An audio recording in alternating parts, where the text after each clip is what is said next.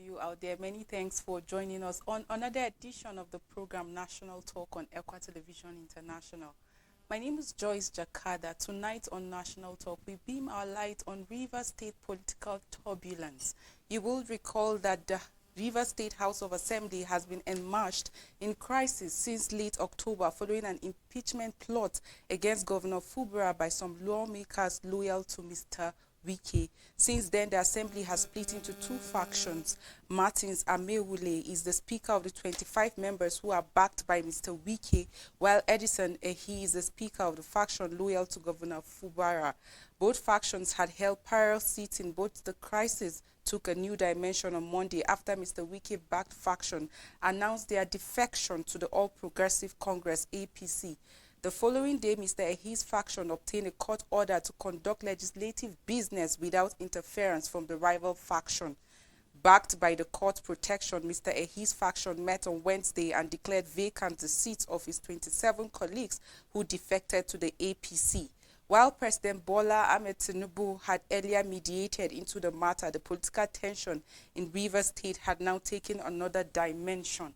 I'm now joined by legal practitioner, Barrister Matthew Godfrey, to discuss this and more. Good evening and welcome to National Talk. Good evening, Joyce, and good evening, our viewers. It feels good to have you after us a long time. Welcome to the show. My pleasure being here again. All right, let's talk about Rivers State. Rivers State for some time now have been on the news, and it's still on the news.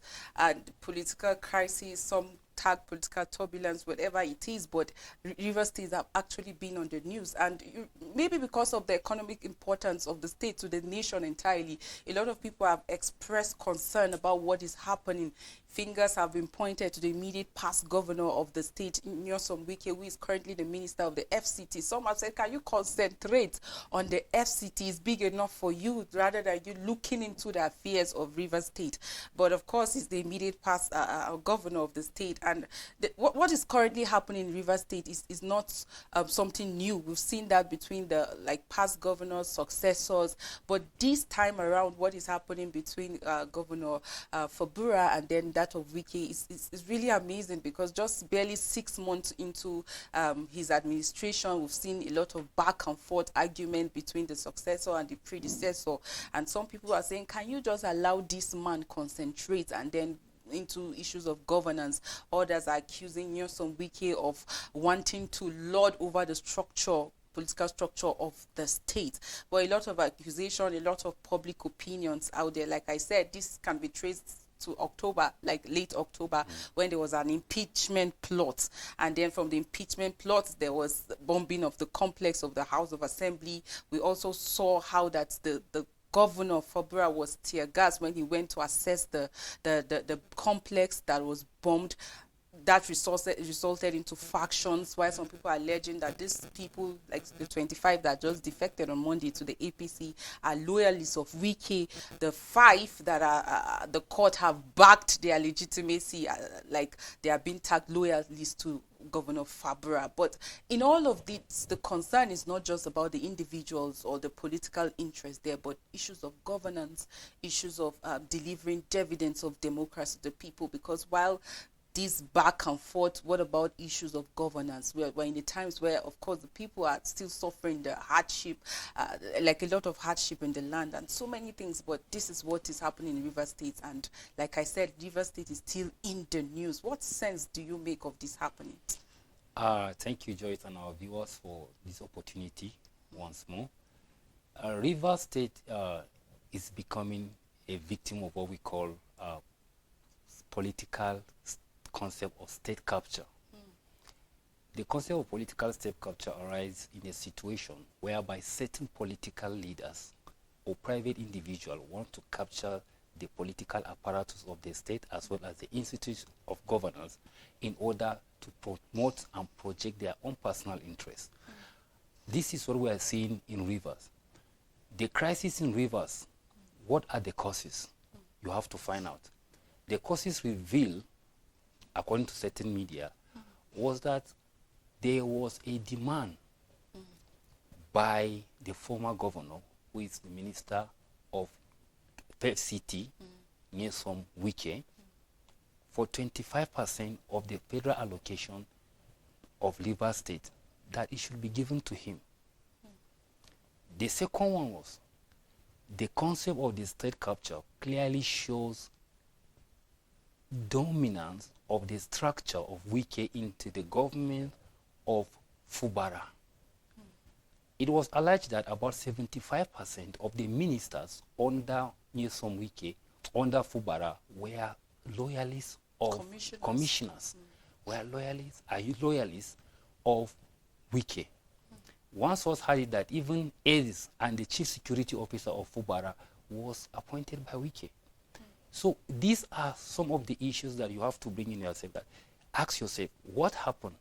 Why is the place of the governor in appointing his ministers? One source has it that even some of the commissioners, because of the godfatherism of Wike, they don't look at the governor with respect.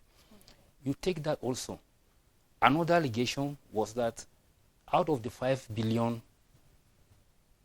that was given for palliative to cushion the increase of the fuel price, that Wike was demanding 2 billion out of the 5 billion.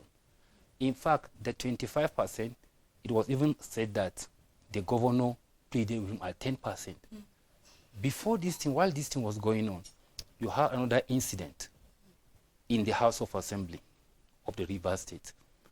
The camp between the loyalists of Wike in the legislature, now decamping to APC. And what happened when they decamped to APC? There was a letter written by PDP and Labour Party to INEC to conduct what? Fresh election to replace those offices. That was after the House of Assembly under AHI sat and passed a budget of 2024 and also declared the seat vacant. One of them, Honorable Linda Stewart, left the APC and returned back to PDP. And what are the legal sides? What are the wisdom in that legally? We'll discuss that later. But you can see, this is the state capture of the political system. The legislature is already controlled by the dominance of Wike's men. Then the other one that we talk about, that appointment, if it is truly Wike appointed like 75% of people loyal to him, could that be a theory or conjecture? But let's now back it with what happened subsequently. There was a massive wave of resignation of the ministers, commissioners under Fubara that are loyal to Wike, including the Attorney General of the Federation. So you can now see that that theory is not a conjecture, because it was about 27 of something of these commissioners resigned. So this is what we are seeing. So Wike on his own has successfully captured, and we will talk about that maybe in the course of the program. These are some of the issues, but we ask ourselves, where do we get that? Why the fight for the soul of Rivers State? Rivers State, economically, is the nerve of Nigeria because of our monocultural economy based on petroleum. Secondly, it's one of the states in the country that generate highest IGR. And then politically, it's one of the country that has the vote that determine who become who in the national position, especially presidency of Nigeria. So if you look at it, another concept systematically, you look at it, the concept of political clientele and state capture that is happening in Nigeria is recently, if you look at it critically, is recently between the two major states.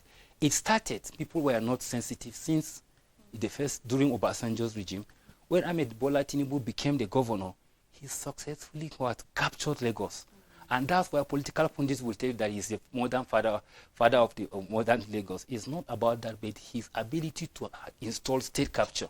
So every politician now, in those areas, large areas, you will now see Kano, Rivers. That's why you see the turbulence in Kano, between Kwankwaso and Ganduje, Rivers now between Fubara, who is representing the people, and Wike. So each one of them want to follow the line of Tinubu. Then incidentally, this 2023 election has shown that Tinubu is losing his way. So in Lagos, so he needs a particular power block that will have a state capture in Lagos and Kano. And that's why you see now that in Kano, in Lagos, the structure is that it must be Wike, so that Wike loyalists must always stand with Tinubu.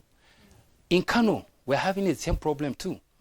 The state capture started Kwankwaso and Ganduje, was clear during this election that the score is settled as far as masses who are with. There will NNPP, which shows Kwankwaso political supremacy over Ganduje. But in the political oligarchy, Ganduje happens to be closer to the president. And you can now see the division. You can see the outcome in the Supreme Court, in the court, favoring Ganduje, outcome in the court favoring this. So even where democracy works successfully, oligarchy has a way of dethroning democracy in Nigeria. And that's what we are watching in this dispensation. Okay, Barrister, I would like to tap into your legal knowledge, especially in all that is happening in Rivers State. Really want you to talk on the legality of some of the happenings. Now, there was demolition of the House of Assembly complex on the grounds that integrity or it's unfit, and there's also a group of 5 declaring vacant seat of 25 members of the House of Assembly that defected to the APC. There's also the governor presenting the budget to the 5 members of the House of Assembly. These are like the section that are alleged to be loyal to the governor, and the presentation was in the State House, not at the House of Assembly complex. Of course, going by the provisions of the law, it should be, any business of the House of Assembly should be in the House of Assembly complex. But then this is taking place in the government house.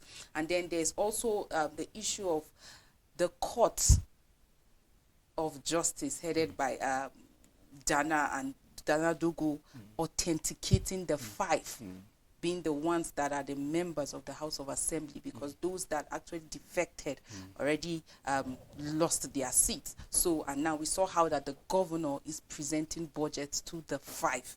Now, what do you make of this? Like, what's the legality of some of this happening? Let me start by the demolition of the building.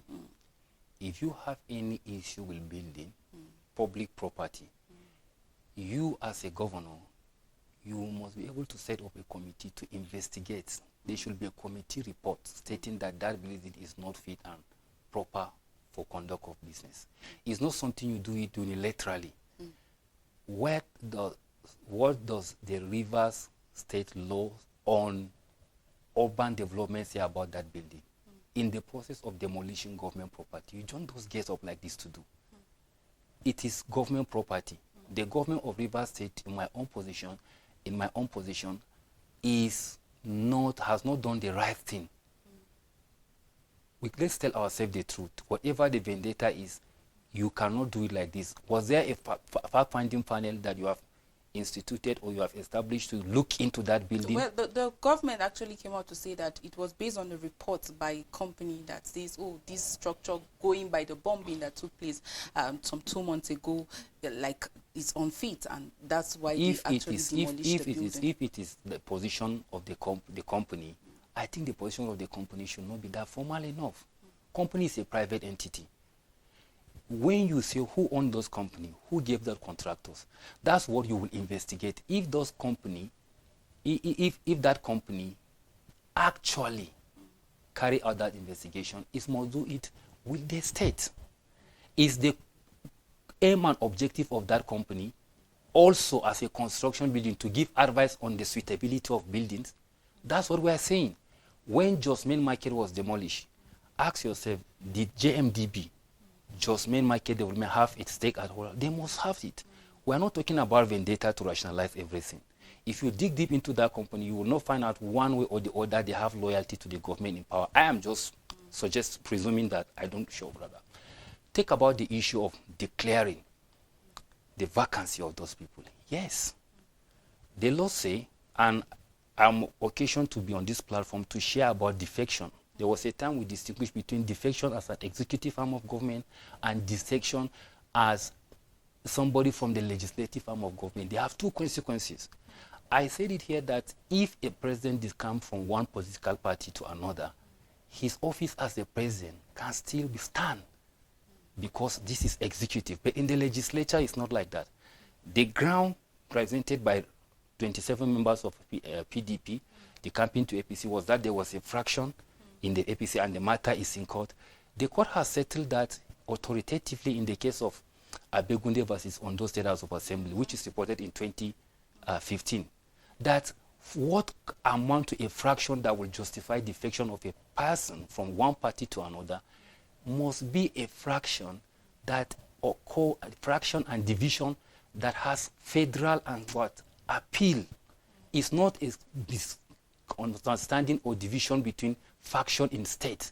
It must be central to the, it must be at the national center. If, for example, we now say that, remember the day of PDP-1, PDP-2, where we have Modu Sharif and so anybody that have decamped to one party at that time, there was a fraction in the center that would justify it. The question you ask yourself, is River State crisis enough to justify that? The answer is no. So based on that, the speaker has a legitimate mandate to declare their seat vacant. And that's why when I was saying, I talk about the wisdom that Honorable Linda Stewart, you know, she had to go back. Because if you interrogate that, that was what happened in Abegunde versus Ondo State. He was in Labour Party brought him into power, but because ACN was popular in 2011, and that's how the way, he later joined ACN. The matter went to the Supreme Court, and the court said, no, the fraction must not be at the level of Ondo State Labour Party. It must be at what? At the national spread. The division must be able to go on the court across all facets of the state. So that is justified. Another thing to look at is the issue of conducting proceedings in our national, in places other than the designated place.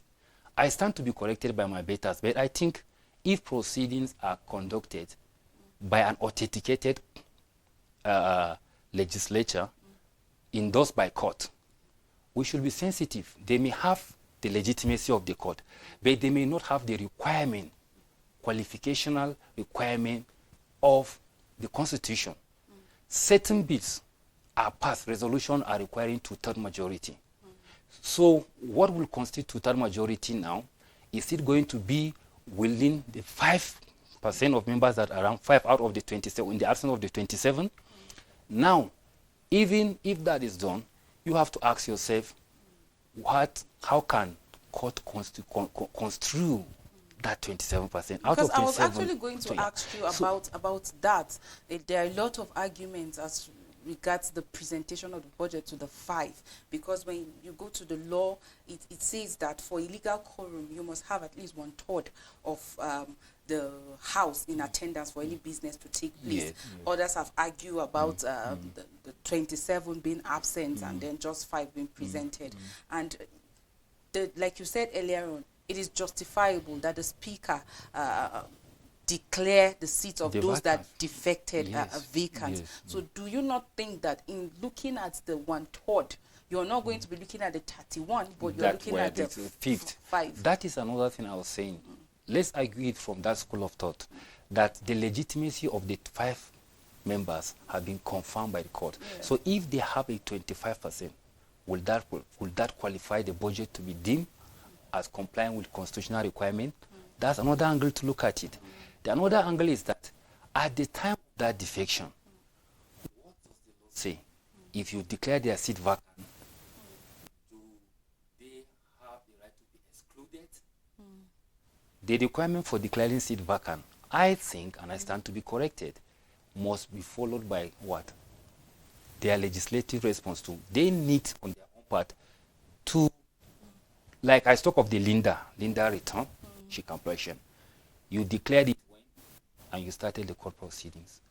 You have to ask yourself, how will that impinge on the constitutional performance? Despite the judgment of Justice Danagogo, I think it validates, but there could be crisis along the way. What I think, I don't want to go into the deep legalist. But shouldn't the Justice Danagogo look at both parties rather than giving an expertise? Expertise is usually grant expertise when it's an urgent matter. This is December, and budget are usually presented before the end of December. Then you have supplementary in January, March, and June. So it is urgency that I believe the passing of the budget is justified. But the other constitutional issues that still remain is they have that. Does that order, ex-parte order, clarify and give them the status of a full house that can perform constitutional function to justify the two-third majority. Look at the relief of that motion. If it gets, does the relief of that motion include the declaration of their seat vacant? And does that motion clearly, is their declaration of their seat vacant a subject of determination before that court? So these are some of the issues. So if the court just give ex parte order, with respect to the budget, okay, it has to look at another way. Does the speaker, can he still go ahead to act using that judgment as a basis for declaring there? So I know declaration is a constitutional right accrued to speaker. He doesn't need the order of court. But there are some of these sensitive issues that I think it should go beyond the law.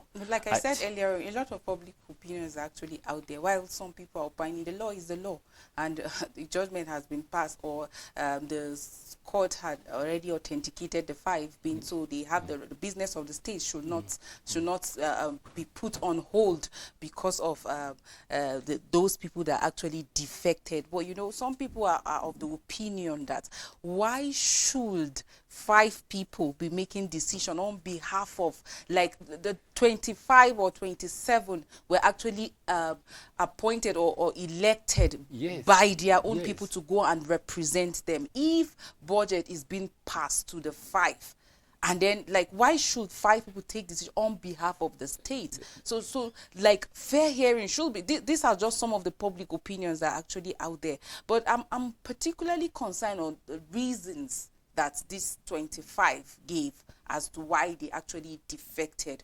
Like, what sense do you make of their reasons? Is it justifiable legally and politically? Because, like you said earlier, there's the Supreme Court order as regards defection, and especially when it has to do with legislators. But you just wake up and then just defect to another party, owing to the fact that there's actually division, and it's just at the state level. But the Supreme Court order says it must be at the national level, even though they are holding on to the fact that, oh, they do not know who the secretary is. There are confusion about who the national secretary. There have been some memos and they didn't get replies and all of that. I don't know what you make of these reasons that the 25 or 27 gave as to why they defected. How justifiable is this legally and politically? Let me tell you something.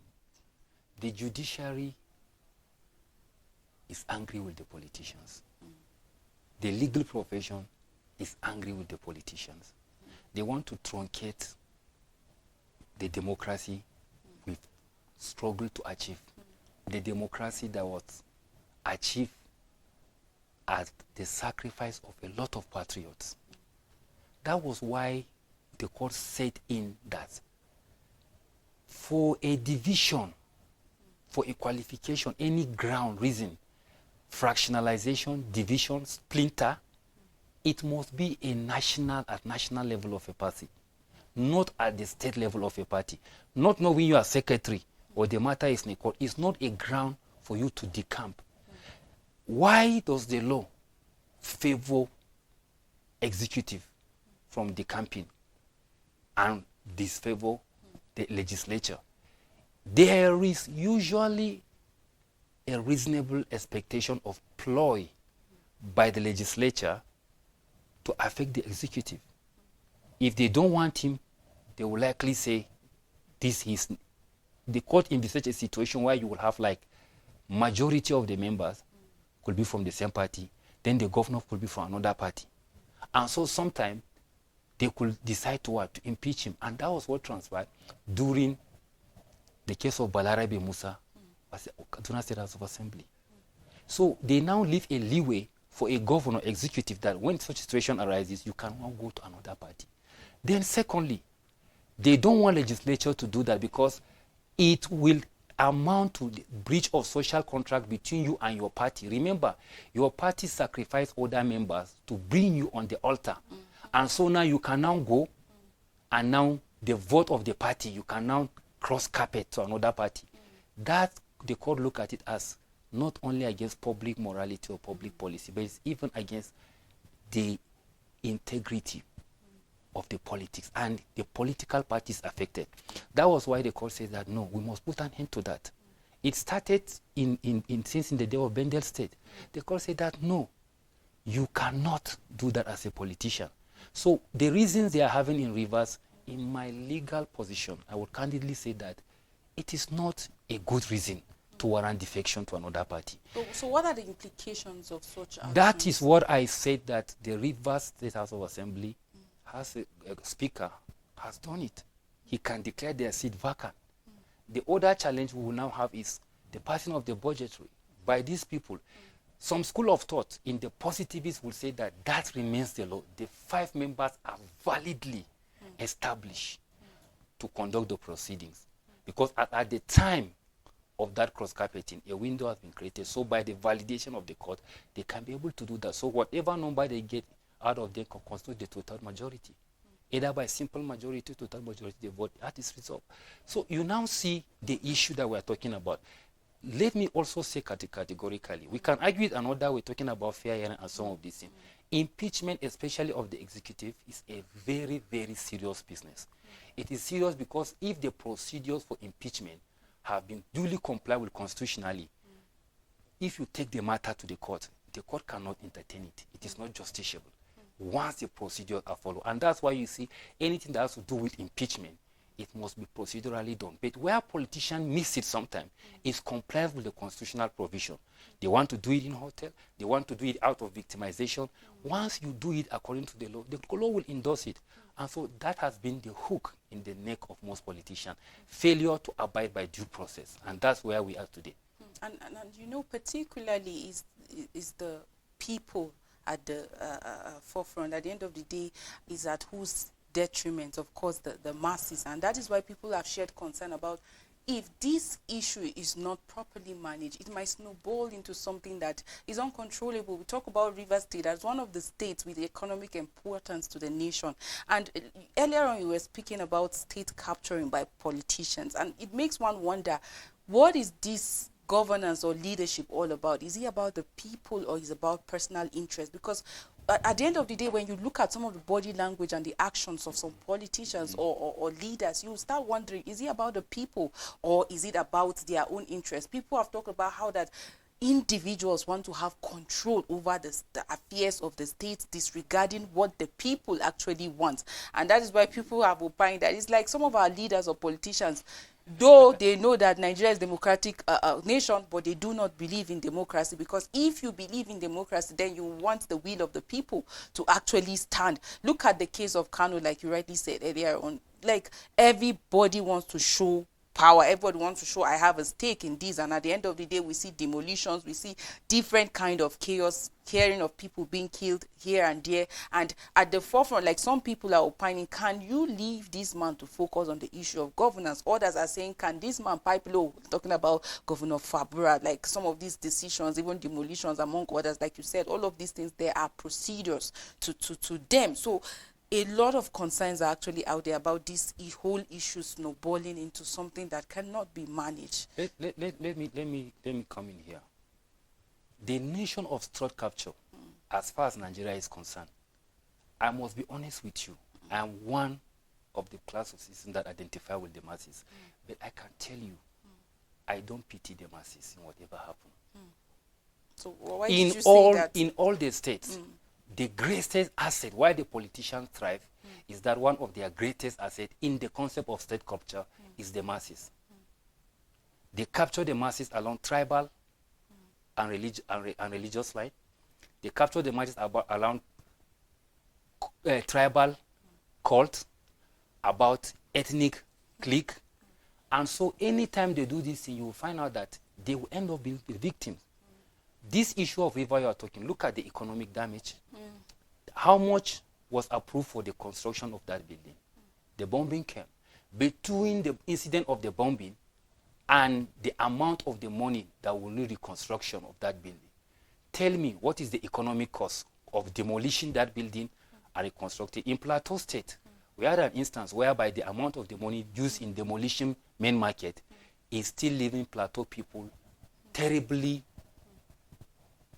unpleasant. You ask yourself, but yet, in the Kano, that this thing is happening, what was the reason of demolishing a gate in Kano? that they say because it has a cross, a religious symbol. I think this should be one of the reasons. You begin to ask yourself, is that a justifiable reason for in a secular nation to demolish a particular place because it has a religious regalia in a secular state whereby Christians are in that state? So you now see yourself, some people will be appeased. With that same destruction, they are pacified because religion is mentioned. I want to use this opportunity to even tell our clergymen. Some people pride themselves, Rivers is a Christian state. Let me speak to our spiritual fathers that are in Rivers and even the camp. What is happening in Rivers? How does it reflect the light of Christ? If somebody will say that he wants certain amount from the allocation, certain amount from them, a governor, you want to determine who will be my chief security officer. Do you know what that is? My S. Do you know what that is? It means personally I am not secure.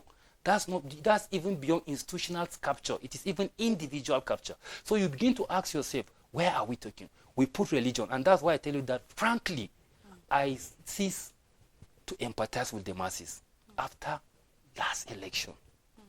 I identify with their plight. I'm a human rights defender. I am opportune to go and defend them in certain cases, the indigent.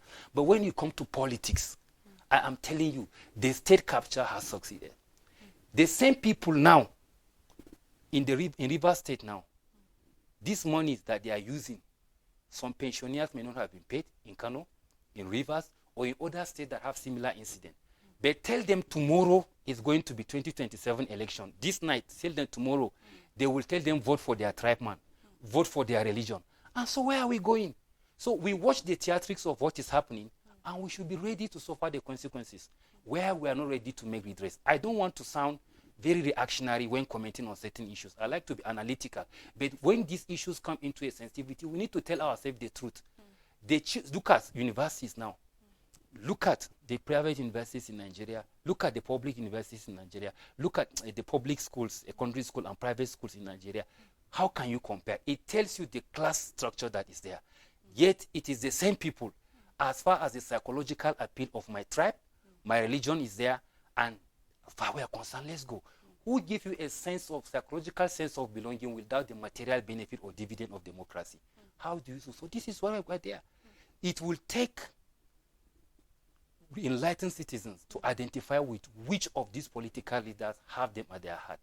Some people we cannot will tell you that they want to identify with Konkoso because he's Hausa. We have to identify with Ganduje because he's Fulani. They want to identify with Konkoso because he's this and that. They want to. These are the issues we're having in this country. Rivers will say they want to identify with Wike because maybe it's their tribe. Some people it's their tribe. So where are we going? And when you talk about this, you begin to ask yourself, how will it? And I'm telling you this. Let tomorrow be 2027. You will see the same people, even those whose house were demolished, will still vote for him because of those sentiments. So that's where we are. Well, I would really like us to talk about what needs to be done, but that will be after the break. So we'll go on a quick break. When we return, the discussion continues. Please stay with us.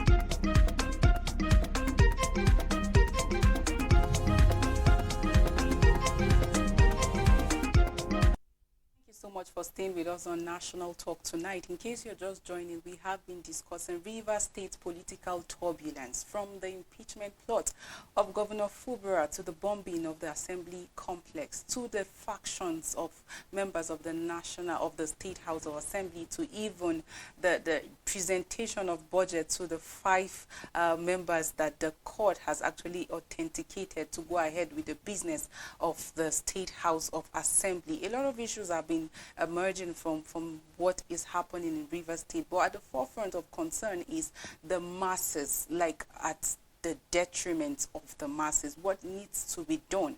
I've been discussing with a legal practitioner, talking about Barrister Godfrey Matthew.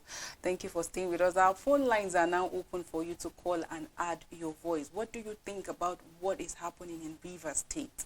What should be done? We'd like to hear your voice. So quickly, let's look at the factions, like the members that defected to the APC. They actually held a prayer sitting while the budget was being presented at the Legislative Quarters Hall.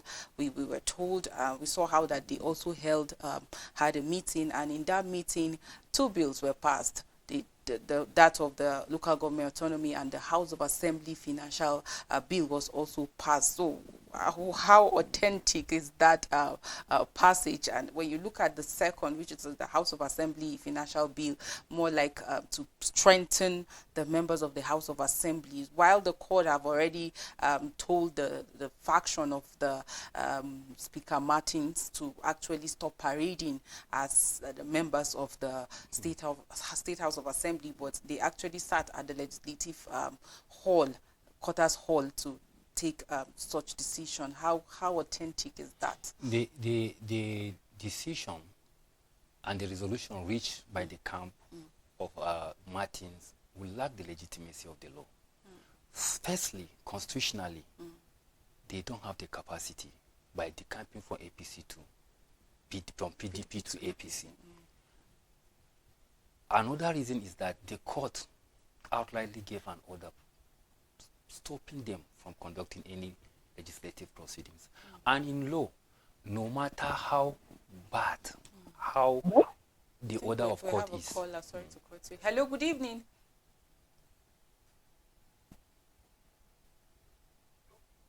Well, I think you do.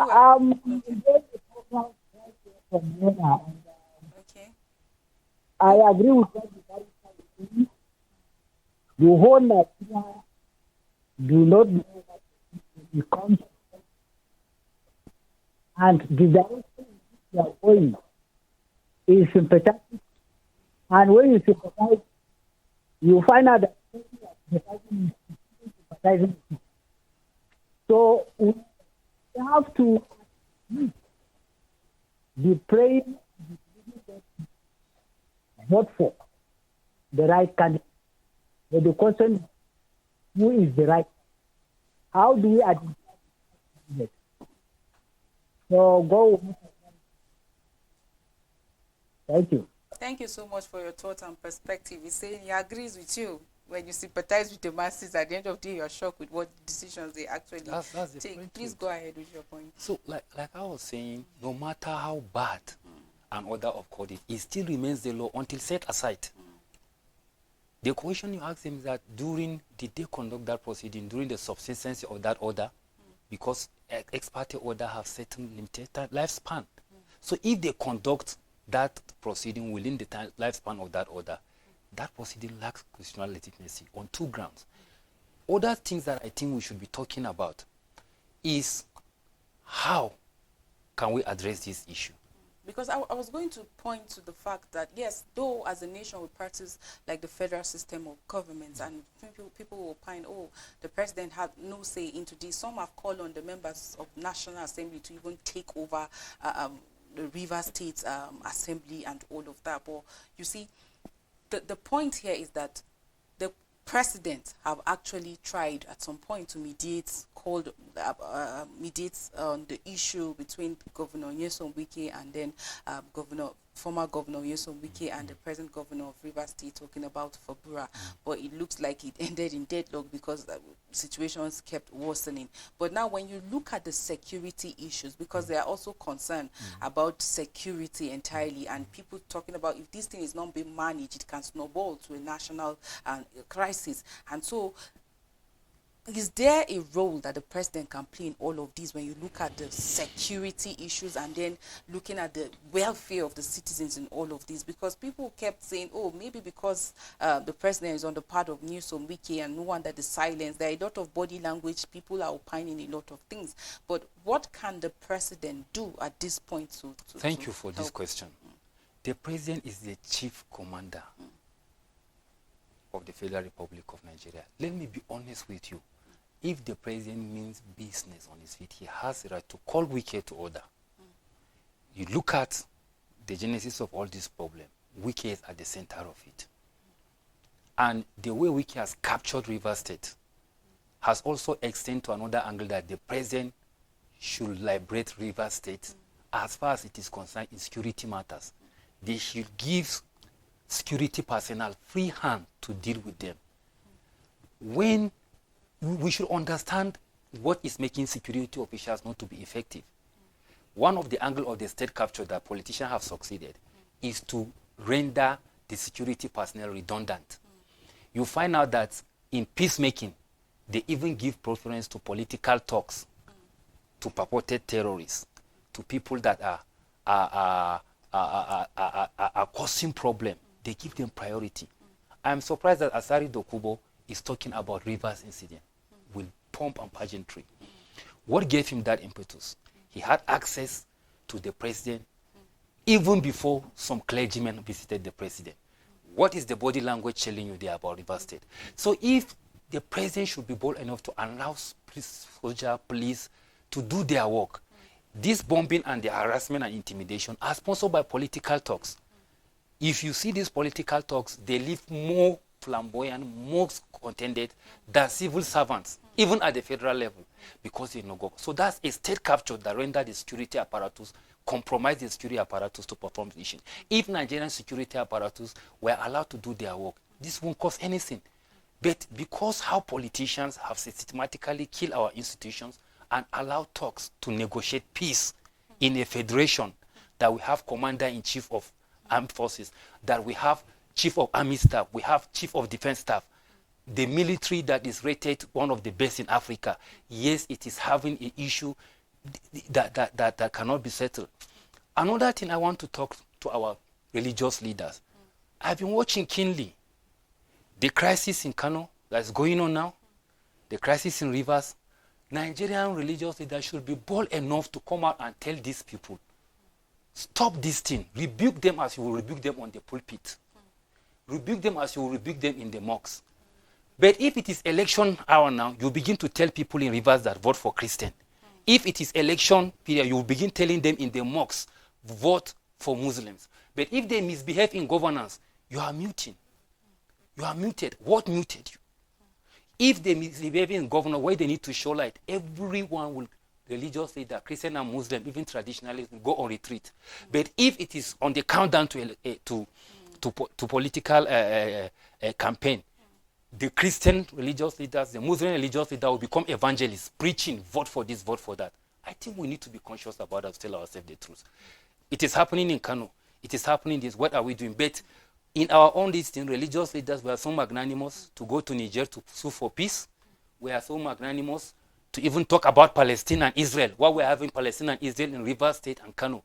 The issue that I tend to agree with those people, but the judge said something that, Clark, I think, that they should take this Rivers issue seriously. The different clique in Rivers that you know, that want something still like that, you cannot predict.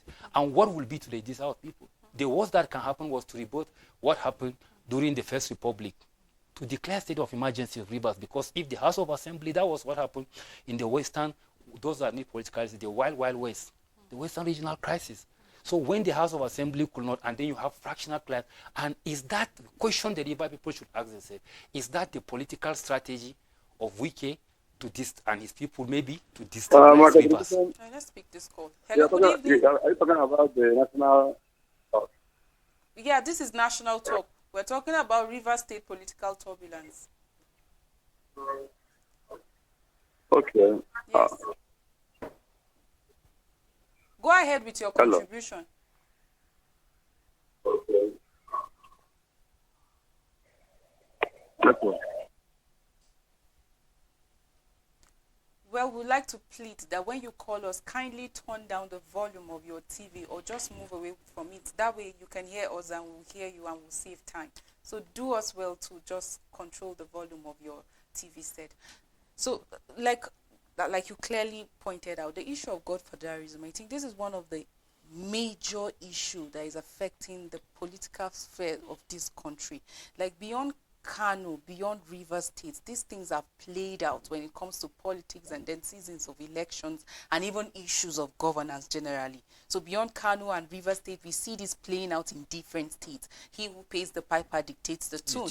And that is why people have continued to talk about how expensive forms are when it comes to picking forms, nomination forms and all of that. And at the end of the day, somebody is buying it for you. And when he buys it up for you, somebody pays for your campaign and every other thing. At the end of the day, he wants to dictate the tune where you follow and all of that. Like how do we address this issue of godfatherism?